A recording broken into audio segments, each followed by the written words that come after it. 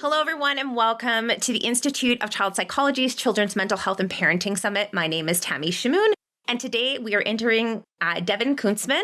She is the best-selling author of the new book, Transforming Toddlerhood, where we're going to be talking all about today, toddler discipline. Both Devon and us have been in the social media world for a long time, and we absolutely adore her account, and we're so thrilled. She has a book, and she also has another summit going on around the same time. So if you are a parent of a toddler and you want really specific information, I would go onto her website. We'll include that here and maybe purchase some recordings to her summit for everything toddler. So maybe that's the season you're in. We always want to share that space, the professional stage with other organizations doing similar things. But Devon's super niche, which I love. Like this is where she lives and breathes is everything toddler. So I love that. So just a little bit about Devon before we jump in. She's a parenting educator, a best-selling author. She has an amazing social media following. She's an early childhood specialist and advocate for developmentally informed connection-based discipline, which we're going to talk about today in length. And she's best known for helping parents reframe toddler behavior, not as defiance or misbehavior, but as communication rooted in brain development, emotional growth, and need for deep connection. So thank you so much for taking the time out of your very busy schedule, because I know you're running your own summit. So it's a really crazy time of year for you. Thank you so much for having me. I'm so excited to be here, and I'd never miss an opportunity to talk about toddlers. Absolutely. So, and I loved when I read your book, The Forward by Tina Payne Bryce, and that was amazing. So well done. If Tina's endorsing, so everyone, if Tina Payne Bryce is endorsing a book, you just go buy it. No questions asked, because you know it's going to be good. And what I loved about this book is how practical it is. And you just walk through every stage and all of these different scenarios.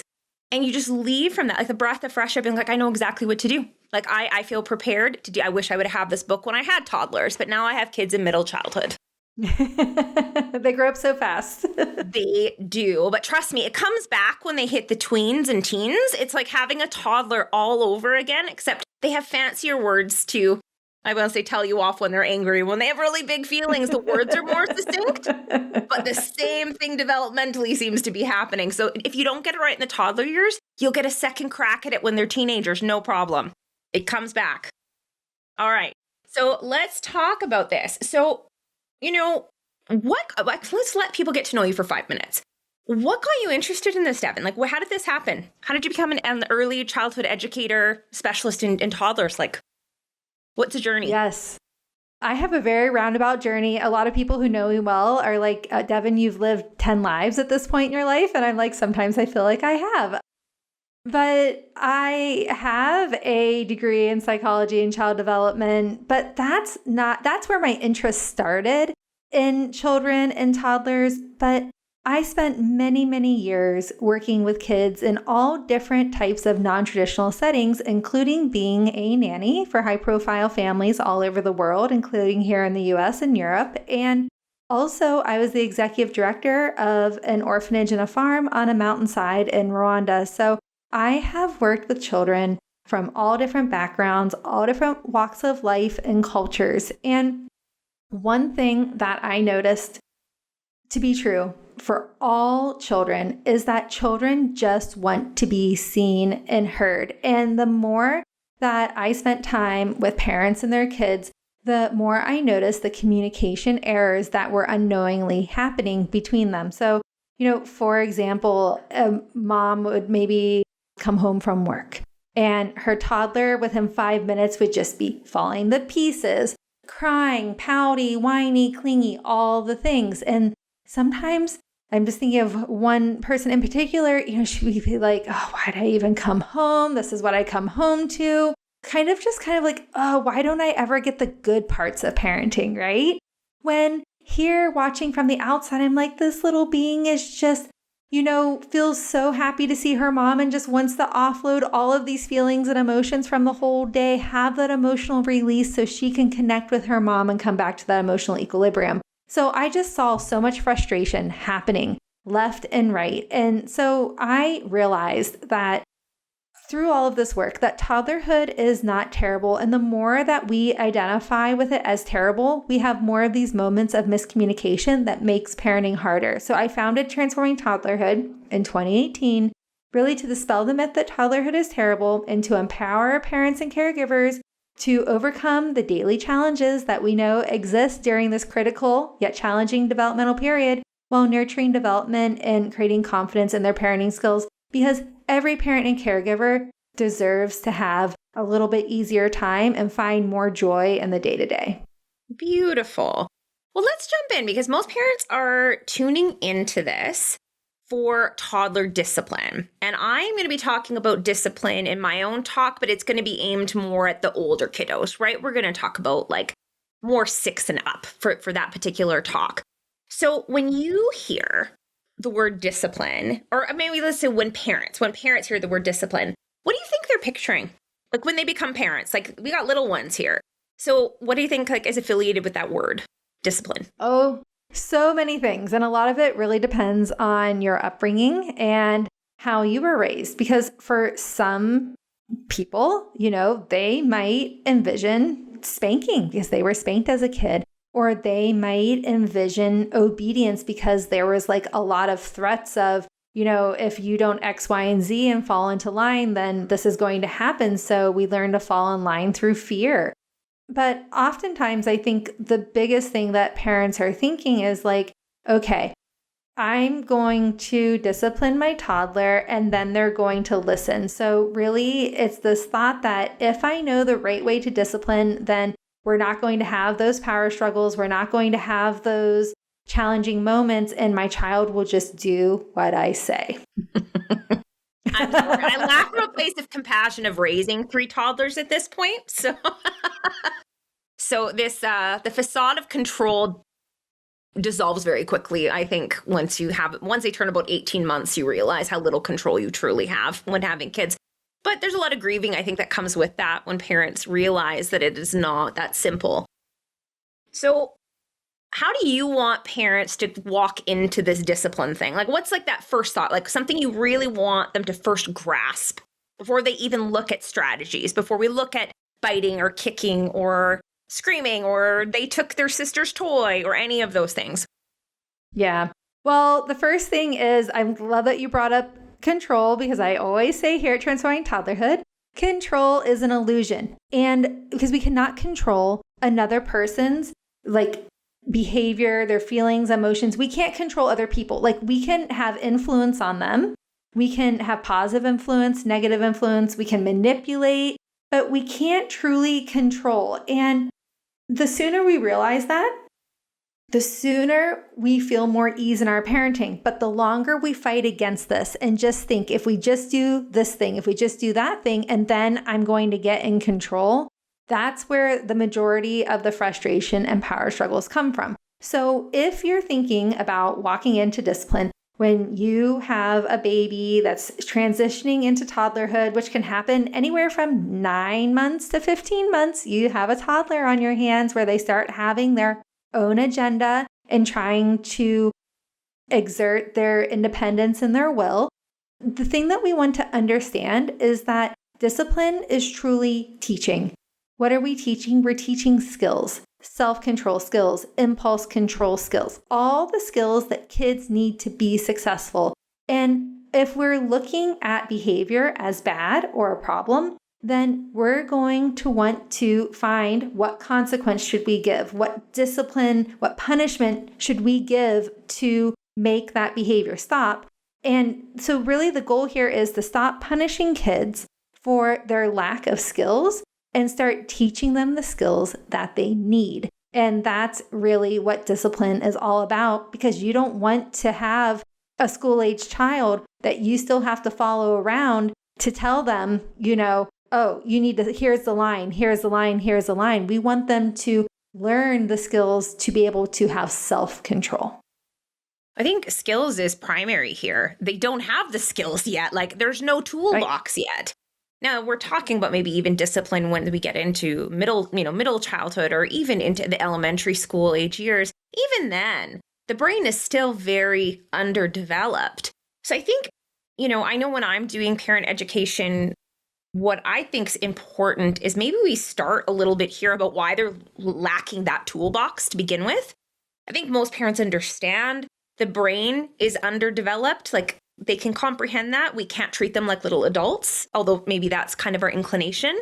But like, how would you explain to maybe parents who are listening, what's going on there in that kiddo's brain that they can't hear they fall apart when they hear the no. They don't have impulse control in that moment. They fall apart when you give them the blue cup instead of the red cup. Like, how would you explain that to them? Yeah. Well, a lot of it comes back to this word control, right? Because toddlers developmentally need to have a sense of control because that's part of them becoming their own person for the very first time, right? You feel like you have some agency, some autonomy. And yet in toddlerhood, toddlers have very little control over their lives. We are telling them basically when they're eating, what they're doing, where they're going, what they're wearing, when they're taking a bath, all the things. And so you see toddlers really melting down a lot and having a lot of big feelings because of their lack of control. And when we combine that with their immature brain, because the prefrontal cortex is very underdeveloped and doesn't start to develop at a more rapid pace until 3.5 or 4. But that doesn't mean that magically at that point, everything just clicks. It just means that you're going to start seeing improvement if you're working with the skills there. But prior to that, especially with very young toddlers, ages 1 and 2, they are living in the moment. And it is very easy for them to drop down into their lower brain, into that more primitive brain, which is really driven by emotions. It's not driven by logic. It's very easy for them to drop down there and spend a lot of time there. And so every time your child, it looks like they're giving you a hard time or being bad, it's them struggling. All behavior is communicating something, and it's communicating their feelings, emotions, and needs, their lack of impulse control, their lack of brain maturation, their basic needs like hunger and tiredness and need for connection and love, their sensory needs, and their developmental needs to experiment, explore, move, exert their will, have a sense of control, feel capable, have a role in the family. All of these things is what drives toddler behavior. Beautiful. And just for any parents who don't maybe have a background here, the prefrontal cortex is this part of your brain that actually runs on the top and behind your eyes. And it's in charge of emotion regulation and impulse control and language and problem solving. But what Devon is succinctly saying is that access to that staircase, to that part of the brain, it's still under construction. So you may have glimpses of impulse control, glimpses of emotion regulation, but we don't see that like wiring up till she was saying 3.5, 4, it kind of starts. And then it turns out it's not done between 25 and 30 years of age. Isn't that fun? They got a long, long ways to go. A long way to go. And this is where it's so challenging because as adults, we have a fully mature brain. So we spend a lot of time in the prefrontal cortex that's responsible for planning, for logical thinking, right? So we're planning, we're thinking about what's going to happen in an hour when we go to the store, when we go to grandma's house. Our child's living in the moment and they're not looking at life through this very logical lens, and they don't have all that life experience. And that's where the communication error happens so much because we're looking at their behavior through a very logical lens when their behavior is coming from a very emotional and sensory place. Okay. So in that moment, which is really, we see a lot more with younger kiddos. It does still happen. I mean, adults have meltdowns, but I mean, like it's a little less frequent and a little more sophisticated when we fight. But like in that moment when a kiddo is upset because they got the wrong color cup or their Lego tower fell over and they have a meltdown because you said no, you didn't get them the candy at Walmart at the checkout, whatever that is. What's going on in that moment that child is just melting down? And why doesn't telling them no or explaining work? Yeah, because it comes back to this place when we meet them with logic, when they're in their emotions, we're just going to miss each other like this. In this moment where they're melting down over the wrong cup or the tower fell or we said no, they're really just coming to terms with their lack of control. And the disappointment and frustration they feel when things don't go their way. As adults, we've gotten really good at, dealing with things when they don't go our way. And don't worry, we still have moments when they don't go our way, right? Where we lose it a little bit. But toddlers just don't have the life experience and skills there. So it's going to come out in these big emotions, the cryings, the tantrums, the meltdowns. And the thing is, sometimes it's not even about the cup or the tower, but that's the last straw where it's just been too many things that just have felt hard or disappointing and not known how to cope, that they have to have this emotional release, this emotional poop. They have to offload those feelings and emotions to come back to that emotional equilibrium. And it is hard to hear no. We, as adults, we don't want to hear no. No one likes to hear no. No, or just stop no what one we're likes doing. to hear it. No, I'm reading that last chapter of my book. My husband's like, it's time to go. I'm like, I'm not done my chapter. Like, no, I don't want to go to bed yet. I want to keep binge watching this show on Netflix. Like, I don't want to hear I can't do those things either. Right. No one wants to hear it. And so especially as a toddler, when they have so little control over their lives, and that just triggers that developmental drive because when toddlers tell us no, that's one way that they're drawing the line between themselves and that person to really show, hey, I'm a separate individual from you, which they're really just discovering to like what extent that really is and how it impacts their lives. And so whether we like it or not, it's very developmentally appropriate for your child to say no. It doesn't mean they're bad. It means they're doing the work of being a toddler. Yeah. It's hard to hear that though. We don't have to let the no's dictate what happens in our household. And I think that's where parents really struggle is they're like, I want to raise an emotionally intelligent child, but I also want to not to raise a dictator. And so it's finding that like line. And I think a lot of parents go down the gentle parenting paradigm without the rules and boundaries, but they're making room for all the feelings. And then you have the parents who are like, I'm all about boundaries and no and like limits, but then they don't have the warmth and co-regulation that comes in. So I'm guessing we're going to chat a little bit about that. There's like a bit of a juggling act that happens in toddlerhood where we are going to set some boundaries. We are going to set limits. We're not going to let them bite and kick and spit and all those things to a degree, right? Because limits make kids feel safe. But we also need to make room for all the feelings. And that's an interesting, complicated dance to do with kids. Because we're like, we want you to feel, but we also want to teach you how to behave like a human being that doesn't hurt other people or yourself. Yeah. A lot of us didn't have that modeled. And that's why it feels so hard, right? Because either we're automatically repeating without even realizing it, the way that we were parented, or we've consciously said, okay, I don't really want to do it that way. So then we try to just do the opposite. And then what happens is that we end up, saying, okay, I'm going to gentle parent, but we get confused as to what gentle parenting really is. And I always say, we want to be gentle with the feelings and emotions, but not gentle with the limits. Now, I don't mean like we're yelling and harshly setting limits, but what I'm saying is that we have limits and boundaries in place. And that's why here at Transforming Toddlerhood, and in my book, I talk specifically about healthy, effective discipline, which I call developmentally smart discipline. It's discipline that works with your child's development, not against it. And it consists of 3 main aspects, which is creating connection, setting limits and following through, and teaching skills. And you really need all 3 ingredients present to, get to the outcome that you want to see. Because if we only have the connection, but we're missing the limits, then we're in permissive parenting. But if we're so limits forward that we're really focused on obedience and there's no room for our child's feelings, needs, and emotions, then we are doing what I call being the controlling commander, where we've gone too far the other direction. So that's why we need all the ingredients to bake the cake. Beautiful. So how would you walk parents through those 3 pieces? Maybe we could think of a parenting example where we can walk through those. So an example, let's just go with I looked. So I was looking at all of the inquiries we get with the Institute, and I'm looking at our socials and our emails.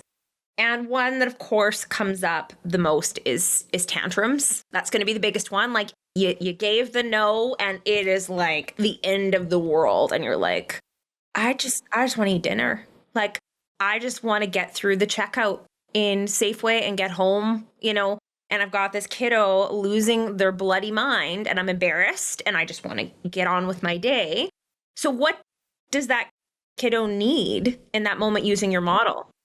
How would you walk us through that? Let's try tantrums first, and we'll go through the list here. Yeah, absolutely. So there's also kind of a precept that these 3 ingredients live inside of, which is called establishing safety, that we want to establish the physical safety to then be able to establish the emotional safety. So when a child is having a tantrum, the first thing we want to do is make sure that they're physically safe. Are they about to fall out of a cart onto the ground? Are they about to knock over a shelf of stuff that's going to come tumbling down on them? Are they going to fall off the couch and hit their head on the tile floor? We want to make sure our kid is in a relatively safe place. Are they banging their head on the ground? We need to put our hand underneath, or a cushion or a pillow or something. We want our kids to be physically safe, and we want ourselves to be physically safe. Are they hitting us? Are they biting us? We have to establish a physical safety so then we can say, this is not an emergency. I am safe. My child is safe. Your brain is still going to be perceiving a threat, because when we hear crying, it activates our stress response, survival mode, and it's going to feel like, But what we have to do is tell ourselves, if we are physically safe and our child's physically safe, this is not an emergency. And this will help us disrupt that stress response and help us come back to our emotional equilibrium by practicing some grounding exercises to really be able to, handle these situations. So when it comes to the tantrum, we then, we have the connection piece here. And the connection piece might just be like, there's physical connection and emotional connection. So it might just be being near your child, in a very passive way, just letting them know hey, you're there. It might be a little bit of emotional connection where you're saying, I know that's so frustrating, something like that, a little bit of validation. But the thing is, less is more. At the height of a tantrum, less is more. So the amount of connection is going to be very subtle. And then setting limits and following through. If your child's having a tantrum about, they want another cookie and you're not giving to them, you have to uphold the limit that you set. Because if you just go back on it, which, okay, sometimes we're human, it's going to happen, but it's going to reinforce the behavior. And then that's how tantrums become very strategic for your child. So you want to uphold the limit. And then when it comes to getting to the other side and teaching skills, you might need to wait for them to come to the other side of that tantrum. And you might need to move forward a little bit. You might need to go turn on some music, get out a toy and start playing with it, go back to cooking dinner, or changing the baby's diaper, whatever it is. When your child sees you moving forward, they're more likely to move forward. And whenever they're past the tantrum and they're coming back, to their emotional equilibrium, that's when you can really work on teaching the skills, where you might talk about what to do next time they're feeling like that. You might read some books about big emotions. You talk about what to do next time, what's going to happen next time after lunch, or, next time there's cookies. And so working on teaching the skills is what's going to help transform the behavior in the long run, because this isn't your child being bad. This is a skills deficit. Yeah. And what do you think happens for parents who decide that they need to punish the tantrum? Isolate the child, take something away. What are we teaching them by doing that? What might happen? I guess we think of what long term, is it might. Honestly, most of the time it's going to probably add fuel to the fire, and we're going to see bigger feelings. I was going to say, you're going to see a big fireworks explosion, most likely, at first. Or if we isolate kids long enough, they start to shut down chronically. But why would we move away? You're saying go to connection, not punishment. Why would you say to go that direction? Yeah, instead of absolutely. Right, because in the end, when we're thinking about long term and we want to raise an emotionally healthy child, a resilient child, we need to send the message that feelings and emotions are okay, that they can live here. They're part of being human. And whenever you're punishing your child for feeling upset, for having a hard time, for struggling, we're saying there is no room for you and the way you feel in this space. And that's where kids learn to shove it down and push it under the rug. A lot of us grew up learning, shove it down and push it under the rug. Now look at us today as parents. We'll keep shoving it down, pushing it under the rug in our relationship with our parenting partner, in our parenting, and maybe our relationship with like our in-laws or, whatever, all the different relationships until one day we explode. I like to think of it as like this idea of like having a suitcase. Okay. I used to be like a really overpacker. So I really have had like this experience. And I like to think of it in this context where you're just shoving like everything into your suitcase and then you're trying to like get it to shut and you're sitting on top of it. You're bouncing up and down. You're like trying to zip it. And then like all of a sudden, like a shoe pops out, a belt, a sock. You're like shoving it back in and you get that zipper almost there. And then it just explodes. That's what happens when we shove things down long enough. And so we don't want kids to, this is where like the root of things like anxiety can start showing up and lack of confidence and self-esteem because we haven't told kids it's okay to be you. Oh, that's a beautiful way to put that, Devon. Okay, and I think there's a caveat here, and that you were really clear about that in your book, is that doesn't mean we're not saying, no, you can't do that. Like, that's really important here, because I think this is where we look on social media and gentle parenting has gone. And the original gentle parenting has limits and boundaries. Unfortunately, it has morphed. And unfortunately, because it's morphed and you get permissive parenting, then you have this polarized opposite reaction. And now I'm seeing on social media parents showing like themselves yelling and hitting their kids. I'm like on social media and I'm like, oh, good Lord. Because like gentle parenting doesn't work, but screaming does. And I'm like, okay, now we're just like going this way. And we live in a very bipolar culture, especially we see in the US. So like, let's talk about a medium place here where it's gray, where we're making room for the feelings, but we're also setting limits and boundaries. So let's think of like a really overt one here, which comes up like number 2 on my list, which is aggression in toddlers. So again, all of my kids showed aggression at some point. I said no, they had a bad day, they go to kick me or they bite or, I think at one point one of them spit. I think it only happened once, but it still happened. Like they're little. And we're like, absolutely not. Like, I'm not condoning that. I don't want to raise a child who thinks physical violence is okay. These are the things we think in our heads as parents. So we want to teach them that, violence is not the answer. But we also want to, be compassionate and being like, well, all your feelings are okay. So like, what do parents do in that moment? So we have both. Exactly. And this is where I'm just thinking, so as you're describing this, I was like, oh, just brought me back right to this morning with my toddler. You're in the middle of this. I've left that ship left like 4 or 5 years ago for me. So right. I'm in the middle of toddlerhood. I didn't mention that at the beginning, but I am in the middle of toddlerhood right now. And this morning my son was eating breakfast and he had on his school clothes. He goes to a forest school, so he is outside, and so he has like a base layer and sweatpants and sweatshirt, and he gets a glass of water and we let him use like a normal open glass. He's usually really great at it. But this morning he was a little bit sleepy and he spilled some on him.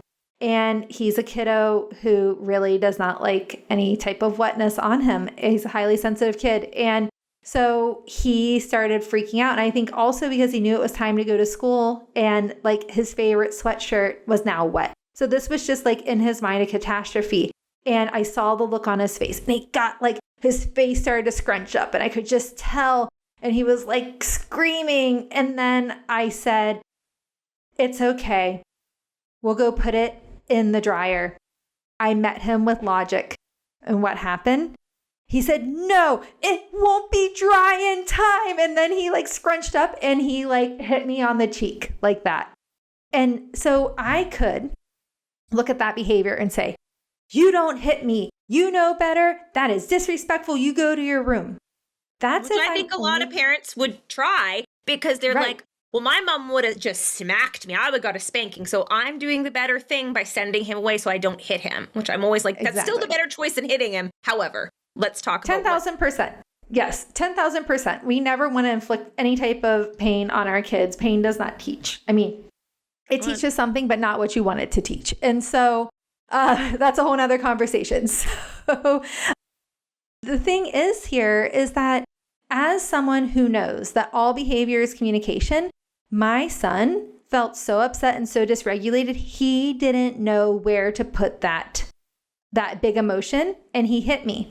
But you know what? Sometimes, because we've been working on this for a while, something like this will happen and he'll say, I'm going to throw this so it breaks, or I'm going to hit that and push it over, something like this. A lot of times now he's starting to tell me that he's feeling frustrated in that way before the behavior actually happens. And that's what happens when we realize that our kids are not being bad, that they are having trouble putting all of these big emotions somewhere. So in this moment, after I recovered from I asked for that because I met him with logic instead of saying, it's all wet. That's so frustrating. That's where I could have started if I wasn't in a hurry too.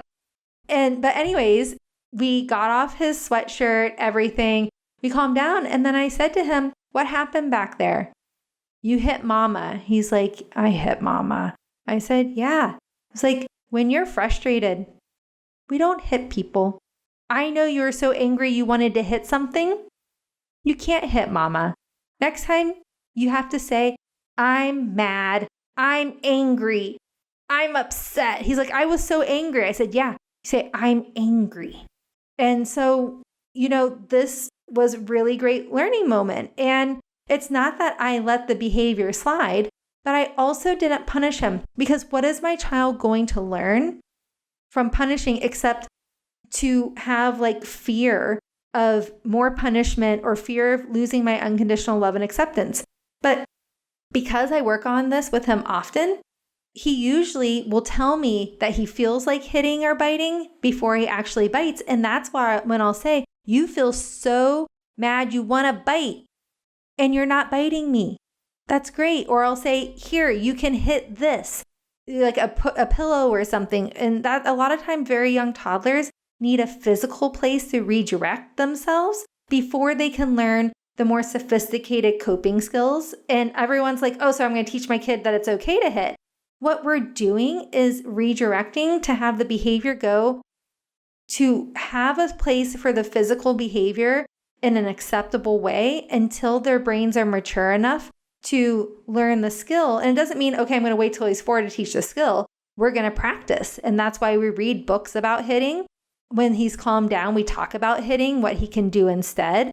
All those little moments add up to learning the skill. Yeah. I have this distinct memory of my son, and he was pretty good, honestly, in terms of aggression. So there's only a few incidences I can think of. Maybe I blocked the rest out. I don't know. But it was a long time ago. And I remember my mom was coming. He was just 2, and it was just one of those mornings. You can feel it, right? It's just like there's a storm coming.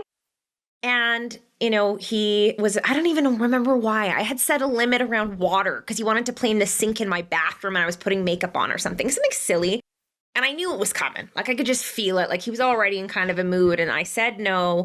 And I remember me moving him off of the sink and then onto the floor. And it was the first time he kicked me. He kicked me. He was so mad. And I remember holding his foot and you are so mad, but you cannot kick mom. And then letting him go. And he's throwing the pillow. And that's fine. I'm like, he's not going to hurt the pillow. So the energy had to go somewhere. He's flailing. That's fine. He's not injuring himself. He's no longer kicking me. I think he tried. But then he went to hit me. And I grabbed his hand. It was really calm. You're so mad. You cannot hit me.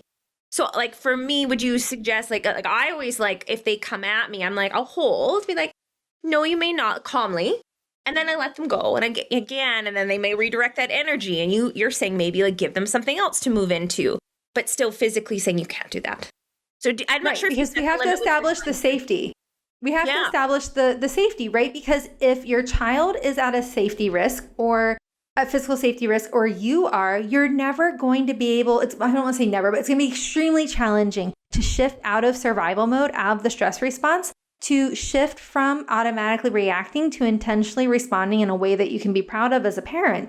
And so that's why it's so important to make sure that we are establishing the physical safety. And we might have to set that physical boundary several times, right? Depending on how upset our kid is, how easy they are to redirect, what's going on. And, kids, when it comes to setting limits, and I say this in my book, everyone has 3 jobs. You probably read this. There's the parent's job is to set the limit. It's the child's job to test the limit. It's the parent's job to follow through on the limit. It's the child's job to have a reaction when they see the limit isn't budging. And when your son saw that you weren't budging about him playing in the sink with water, he had a reaction, right? He got upset. It's our job to support the feelings and emotions while still upholding the limit. And it's the child's job to accept the limit. We can't force a child to accept the limit. We can't control their feelings and emotions. What we can do is continue to uphold limits, to make sure everyone's safe, and to hold space for the feelings and emotions until they get to the other side. And that's where the teaching happens. I always tell parents, isn't it a good metaphor for me when working with any kind of discipline? I don't care if it's a teenager or a toddler. Kids are always asking, is this a wall or is this a door? A door moves. You can pry it, you can push on it, you can move. And we want to know a wall's not going anywhere. And so kids are going to, it doesn't matter what age they are, they're going to know if you're steady. Like, do you mean what you say? Is this safe? Like, do I have a parent who can, when I'm in a storm, they can anchor me? But the second when we give, especially in those really tumultuous moments, they're learning it's a door. And that doesn't feel safe. That adult doesn't have leadership. So I'm always like, guys, wall or door, wall or door. They're asking you, your answer has to be, I like the anchor metaphor, but still it's like, no, this is the hard no, dude. But it's okay. You don't have to like it. And I think that's where parents get confused. They're like, well, they got upset. I was like, well, yeah, but limits and boundaries don't feel good because they're not getting what they want. That's like us. Sometimes we have to eat our vegetables. It doesn't taste good going down. Doesn't mean it's not good for us. They don't have to like the no. Yes, this is so good. And I have something to say about this, but I also am laughing because I have my own version of this that I find very entertaining. Is like, what I like to think about is, I like the movie Jurassic Park. Like, I watched it, when I was younger. And I always think about, like, the T-Rex is like always testing the fence, testing the perimeter to find the weak link in the fence. And then as soon as they find the weak link, they're out of control, right? And that's how it is with our kids and with toddlers. They're constantly doing a perimeter check. They're constantly testing the fence for the weak link. And when they find the weak link, they keep pushing until they're outside of the fence, the container. But that feels really unsafe. And that's where behavior will spiral. And then, this idea, one of my most popular and unpopular Instagram posts is, it's not your job to make your child happy. Happy. That's a good one. This is not our job. And so now I'm not saying you need to go be mean to your child. I'm not saying to go be a bully to your child, because too often, parents accidentally become their child's first bully. I'm not saying that's what you need to go do. But what is the problem is that then the reason that gentle parenting has such a bad reputation is that somehow along the way, gentle parenting has become synonymous with my child is going to be happy. If my child's happy, I'm being a gentle parent and I'm doing a good job. But gentle parenting and your child being happy are not the same thing. Being gentle with emotions, that means taking into consideration your child's feelings, emotions, and needs, is very different than ensuring your child is happy every moment. Because again, we can't control our child's feelings and emotions. And if we try to have them always be happy, then we are definitely going to be bending, bowing, and giving in and reinforcing behaviors that we don't want to see. Not to mention, in what world are you living in that you're happy all the time? Like, we're sending them out into the world. We have to launch these kids. And they're going to live in a world with disappointment and grief and anxiety. And like, there's going to be this whole array of emotions. And if we appease all the time and we're so focused on making this magical 24/7, they're going to have a really scary reality when they go out into the real world, because the world is not like that.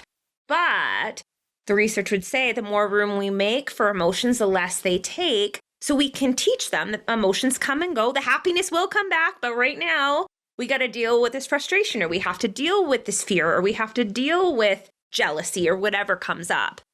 But then which is also Right. And that's also true for the flip side of it, which is like, the opposite of being, very permissive is being very controlling, is that we do have to launch these kids. And if kids don't have the room to make mistakes, to learn from them, to learn skills, to practice skills, to slip up and have us support them in getting back on track in a way that is supporting their learning and growth, then we're going to have kids that, again, get out into the real world and they don't know how to function because they're always used to someone just being right there to control it, or they haven't had the opportunity to practice and fall down and pick themselves back up, which is the backbone of what resilience is and how resilience is created, whether that's falling down with a tantrum and then coming back to your emotional equilibrium, creating that emotional resilience, or whether it's, other types of resilience in, the different things that we're doing in life and where we learn a skill, we practice, we mess up, and then we try again. Right. So this one comes up, and I have a 9-year-old who has we have a blended family. So he's in a home where there is an infant and a toddler, and he's 9. So even this morning, he's sitting on my lap. I have my coffee, and he comes and cuddles up, and he's like, his little sister's named Olive. Olive does not like to share. And she always takes my stuff. And yeah, she's 2, buddy. Let me guess. She says mine all the time. Mine. It's my this. It's my that. And I just feel for my ex-husband and his wife, because I just got, toddler and an infant right now. And I'm just like, oh, it's been a while. But I, try to remember back to that stage. What advice would you give to parents who are navigating the mine and they don't want to share? Because there's a lot of misconceptions around sharing and young children that I would love to quash, and I would love to have you quash this, that young children at 2 should be sharing. And I'm like, no, they shouldn't be. They're 2. But what we want them, we want our kids to be altruistic, and we want them to be kind to other kids and, compassionate, and we should share. What would you say to this? Because I think there's some misinformation in there about kiddos and when this should come online, this idea of sharing. Yes. Well, toddlerhood is a very egocentric developmental period. Now, I didn't say your toddler's egotistical, like we're talking about like a character flaw or something. I'm saying they're in a developmental period where it's a very egocentric me, mine developmental period. They think everything is for them and because of them, which is really exciting and has a lot of hindrances. It shows up in so many places, especially sharing. So it is typical for a toddler to go me and mine and not be able to share. At the same time, as parents, we start spiraling because we're like, oh, now my kid's going to not be kind. They're going to be a brat. They're going to be a bully. We spiral to all these things unless I teach them a lesson. But the thing is, if you want to teach your child kindness and gratitude and empathy and all of these things, it doesn't come from trying to control them and force them to do something, because no one feels kindness and gratitude and empathy inside of being forced to do something. So really what we want to focus on here is child-led turn-taking instead of forced sharing. Because honestly, can you just imagine, you're doing something on your phone, whatever it might be, and then all of a sudden, your parenting partner comes in and says, hey, you need to give your phone to so-and-so. Be like, what? Well, what about me? What about no, you just need to give it to them. It's time. Just do it, Be a kind human being. Give up what you're doing right now.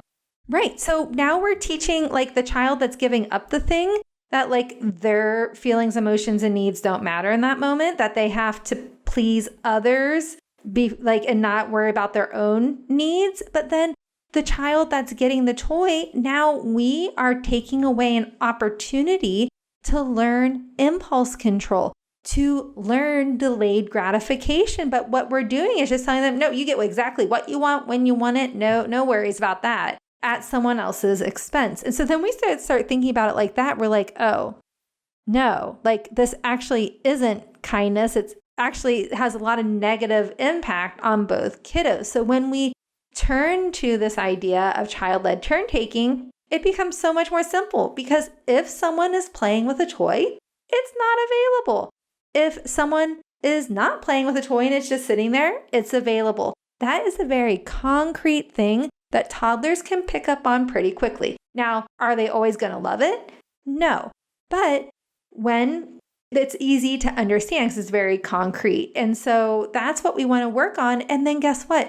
When the child with the toy feels less threatened, they're going to be more likely to give it up because it's not even really about the toy. It's about their developmental drive and triggering the egocentric part of the developmental drive when we try to force them to give it up, right? Yeah, and I would say from a developmental perspective, sharing, children actually have to possess something before they're ready to share it. And that children at that age is actually part of attachment. They do this with us too, where it's my mommy, my daddy, they need that time with you. And when they feel secure in that, then they're ready to branch out and have time with the other siblings can have time with that parent. They feel more secure to go with another adult. But that time and that proximity to that thing or that person's really important that they feel that deeply and they have time to explore and to feel like it's theirs. And then they're kind of ready once they feel secure in that, in the relationship to the toy, the thing, the teddy, the blanket, whatever that is. And then we're on to the next kind of developmental stage. But it's important they possess things. Yes. And that's where that's the thing. It's like when we allow them to just have the thing and give it up on their own, like they're going to be done with it faster whenever they've been allowed to possess it. And then of course it doesn't mean that this is like completely, this is how it has to be. Of course, the younger child or the child who, really wanted the thing, we can coach them because these are relationship skills, conflict resolution skills. We can say, well, you could offer a trade and see if they want to accept it. And of course, like the child with the toy has the right to accept it or not accept it.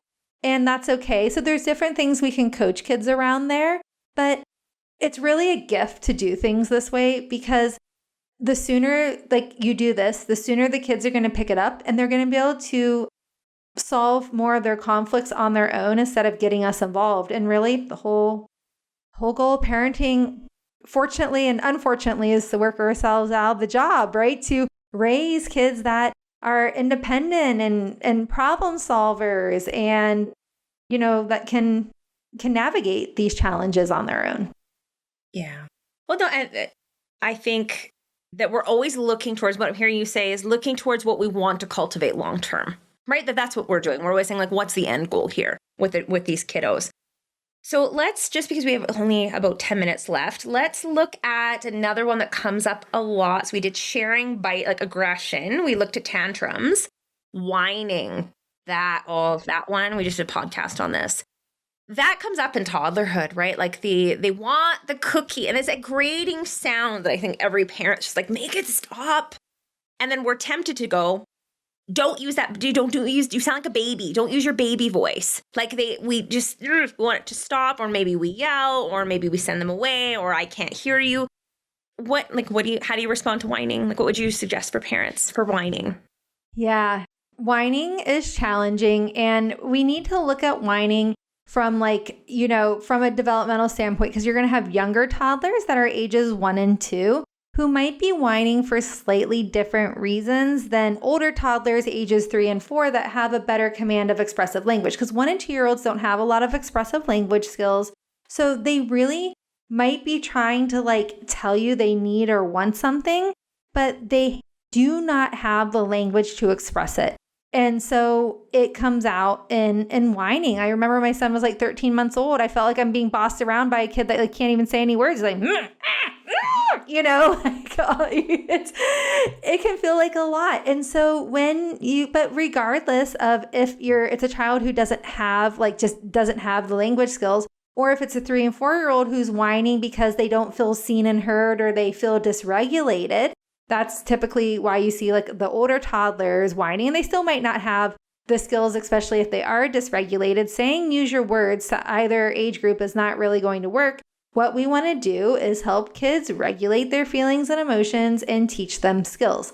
Those are the most important things to focus on. So when you have a young child, you might say something like, they're whining, but they want their water cup or something. They're pointing to it. You say, water cup, please. So you're doing a lot of modeling for those 1 and 2-year-olds where you're modeling the language you want them to have. And then you can give them the cup. And then when you have older kids, that's when you're going to come a little bit more in with The connection piece where you say, I hear you saying you want a water cup or you want to go to the park, that you wanted another cookie. We're getting down on their level. We're connecting with them. We're repeating back what they want, what they're saying, so they feel seen and heard. And then you might say something like, ask me in a talking voice like this, and I can help you. Or I really want to help you. Ask me in a talking voice, right? And they might be too dysregulated in that moment to do that. So we might have to back up and sit with their feelings and emotions, do a little more validation, help them get back to their emotional equilibrium, and then bring in more of that teaching and logical piece, which is showing them, modeling, again, the way that we want them to say it. And then when they say it, you give them the thing. But you really have to look into how dysregulated your child is to understand how much support they need regulating their sensory system, their nervous system to come back to their emotional equilibrium to be able to get out of the whining. Because your child would be able to be using their words in that moment if they were capable of it. The other thing is, though, if a child whines and we immediately give them what they want all the time, we've now reinforced the whining and it's become strategic. So now it might not be so much about dysregulation, but about getting their needs met. Kids' behavior is largely about getting their needs met, their needs and desires. So they're like, oh, this is a strategic way, fastest way, means to an end to get this done. So that's where we need to kind of disentangle. And that's why we want to help them get re-regulated, then model it and help them follow through. So then we help them in that That's way. the lack. I mean, that comes back down to what you had said earlier about skills. That kiddos just lacking a skill in that moment. But first, we have to deal with the feelings that are coming up, which might mean they feel invisible, like they haven't connected with you all day. You've been at work. Maybe they feel really like they're fighting with their sibling and they feel like things aren't fair. Like whatever it is, they're just coming to you with this feeling. This is just the way it's showing itself. So first, they need to feel seen and heard. And then you have to be like, well, we need to give you another tool to ask. But until they feel seen and heard, it's really difficult to ask them to develop this new skill, which is an upper brain function, if they're in their lower, more reactive part of their brain. Absolutely. All right. Well, how about we hit one more? Little ones. Oh, sibling conflict. So it's so hard because you've got toddlers. I think there's this realization often they're having to share their mom and dad for the first time. That often can happen. I think my ex and his family situation, he's got a 2-year-old and an infant, and the 2-year-old's really struggling with and having a new sibling in moments, not all the time, but you can't blame her. She, my son's much older and she had kind of mom and dad to herself at least every other week. And now here comes this baby and she doesn't want to share. She doesn't want, so sometimes she hits or sometimes she takes things or sometimes, it's just, and maybe you have a toddler with an older sibling and they don't get along and for a variety of reasons. But when this sibling conflict arises with the brain development of a toddler, to what point do we interfere? At what point do we, interject maybe is the better word. I want to say interfere because often we do have to interfere. But what do you think they need when it comes to their relationship with their siblings? Yeah. A couple of things. First, I just think the biggest place we can make the biggest difference is not labeling one child as the aggressor or the problem and the other one as the victim, because it's very easy to get into roles, especially when you have a 3-year-old and a 1-year-old. It's really easy to look at the 3-year-old and say, you should know better. You're the big brother. You should, be able to X, Y, and Z, when you have 2 toddlers. And they both have immature brains and they're both struggling with the same thing. So it's unfair just because one child is older doesn't mean they have the emotional maturity to not be in the same developmental stage as the other child. So when we start labeling kids, they start living up to these roles. We put them in a box and it's like this self-fulfilling prophecy where they start living up to these labels and roles. And so I think the biggest thing that we can do is come in neutral, even if we saw what happened. We know, one kid hit the other. It doesn't mean we're condoning anyone's behavior, but at the same time, a child's not, quote unquote, acting out unless something's going on or something's wrong. So if we just label the one who hit as the problem or the bad one, then we're ignoring their feelings, emotions, and needs, and we're not doing anything to address and transform the root reason of why they hit in the first place. And so overarchingly, you want to focus on being the coach, not the referee. You want to be there guiding them, coaching them through the situation so they can build those relationship skills instead of coming in, doling out the punishments and the whatever, and like just being like, no, you do that. And then they don't actually have a chance to feel seen and heard, to learn, to practice skills. Okay. So in that moment when the siblings they've had some kind of conflict, right? Do you think we need to get in and have them model repair? Do you think I don't know, one knocked over the other one's Lego tower and now they're both crying and, and maybe because maybe we're not dealing with an 18-month-old, maybe we're dealing with, a 3 and a 4-year-old or a 2 and 4-year-old. Your 4-year-old's like, she did this. And then maybe he kicked her. So they both have just gotten into this thing. So when we think of coaching kiddos through, would you suggest to parents you teach them how to repair? Like when a mistake has been made with their sibling at this age? I'm so glad you asked, because when I stopped talking, when I was done answering that part of the question, the next thing that popped in my head was repair, but I didn't go there. So I'm so glad that you brought this up, because a big part of the skills a child is learning is also repair. How to repair the relationship. How do we're going to hurt people. We're going to there's going to be little things that happen in relationships our whole lives. And it's a ongoing skill, right? That we need to repair relationships. But this is a skill that we need to teach our kids and that they need a lot of practice with. And remember, we're not teaching skills in the middle of the challenging moment. We're not teaching skills whenever the conflict is still happening, a kid is still upset and dysregulated. We're teaching skills in the calm moments. So yes, we want to go back. One of the ending things, and I talk about this in the sibling conflict chapter of my book, we want to go back and talk about okay, how can you make it right? How can you, help them, all the things. But that's not going to happen until a child feels seen and heard, until they've come out of that emotional tailspin and they're back at their equilibrium. Yeah. And what I'm hearing is, because we're not playing the judge, the juror, and the executioner. That's what I would say. We want to avoid those roles.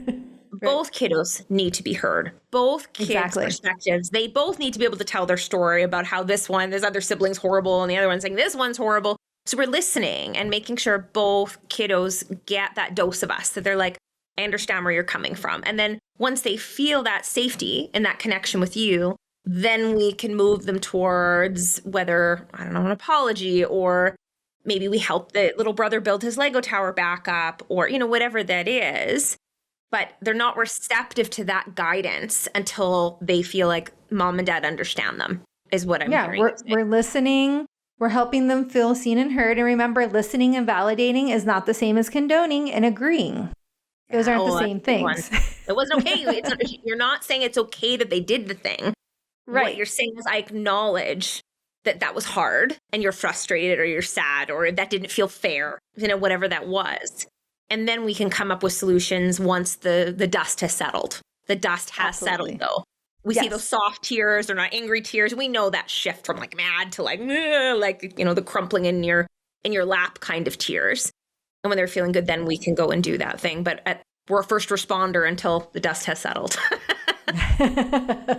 So just so everyone knows, and if you scroll down in our summit in the space here, you'll see Devon's absolutely lovely book. I'm just going to read you some of the different chapters in here. So there's so much. This is your Bible for toddlers. Oh my gosh. So she gives you a guide first on how to use the book, but it talks about so much about you as a parent. So just understanding your role is kind of how she starts. Then she talks about the nervous system and the toddler brain and kind of what's going on and what the behavior really means. Then she's talking about working with the emotions in your toddler. So crying and tantrums and whining. There's a whole chapter about whining and screaming. Oh, screen time. You've got stuff on that. Then we've got physical toddlers. So looking at aggression, sleep, brushing, caring for teeth, toilet learning skills, meal times. The social toddler is part 5. So manners, lying, separation anxiety, sibling conflict, sharing. You cover, this is your Bible for toddlerhood. And introducing a new sibling is another chapter she's got on this. So if you've got kiddos in this age, she's got it. She's covered all of it. So I think it's just a really amazing resource. I thought it's kind of a missing piece, I find, because Tina did a great book on infants. I thought was really great. Yes. Right. And then we've got broken down by topic. Right. So this to me felt and then we've got books that cover more childhood, especially in the, the elementary and your tweens and your teens. But I feel I didn't really have one that really hit the toddler years. Janet Lansbury did a lovely one, but it's a lot smaller and it's more to do with her blog post. So I felt yeah, you definitely filled a lovely niche here. So well done. I just thought it was just really good.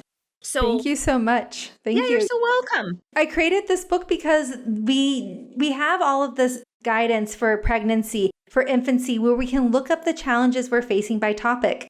But we don't have a place for that for toddlerhood. And that's why I wrote a book with 45 mini chapters covering all the challenges that we're going to face. So you can just get actionable steps to take for each topic without having to spend hours reading.